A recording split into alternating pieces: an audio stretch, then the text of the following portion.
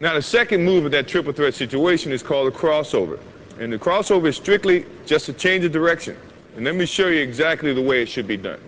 In protecting the basketball, you're jabbing with your right foot, and the defense sometimes react that way, and you want to change your direction.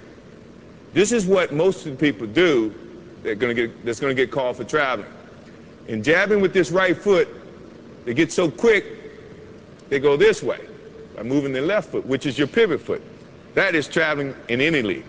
So the correct way to do it is when you jab, now you're going to pick up the same foot that you jabbed with and change directions.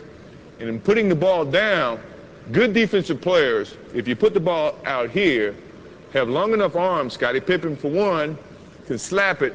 Your momentum is going this way and the ball is going that way. Good way to correct that is when you jab, now you change. If you put the ball here, you got protection from your right leg. Your hand should be here protecting the basketball anyway. So now the only way the defense can get to that ball is to go through your arms, go through your legs. 9 times out of 10, it's going to be a foul. I say 9 times out of 10 because I could get away with it. But I don't play anymore, so you don't have to worry about that. So, jab step, change the direction this way, putting the ball inside your legs.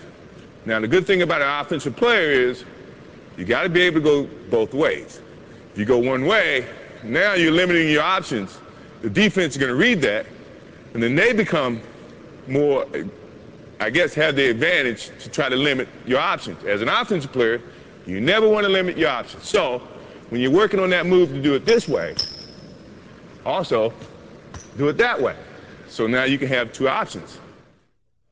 If my man is taking a defensive stance, the thing that I'm looking at right now is he's playing parallel. So now he's playing me to go either way, which is good.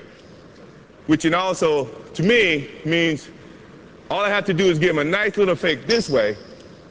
He's going to think and feel that that's the way I'm going. My change of direction is a little bit better to use when you see a guy with the parallel stance. Mainly because he doesn't know where you're going. So now you have so many options, you just try to use as many options as you can.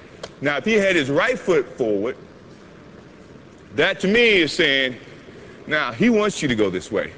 The last thing I want to do is go where the defense wants me to go. I want to go opposite. So this is when now he takes his step that way. The change of direction means he's got to pick up this foot and open, then slide to keep up to you as an offensive player. That takes more time than you taking that crossover and driving to the hole. So you have the advantage in that sense.